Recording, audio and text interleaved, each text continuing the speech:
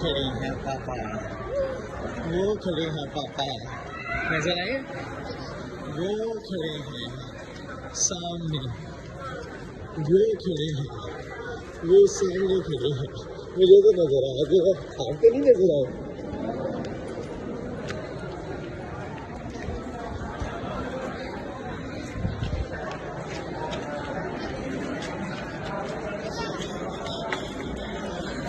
वो है सामने।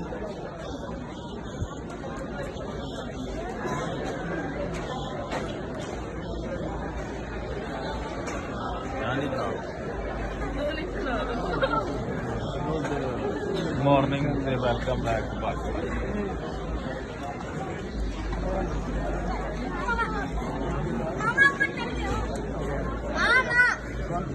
चलिए काका जी, तोड़ दिया कोई बात नहीं, तोड़ दिया कोई बात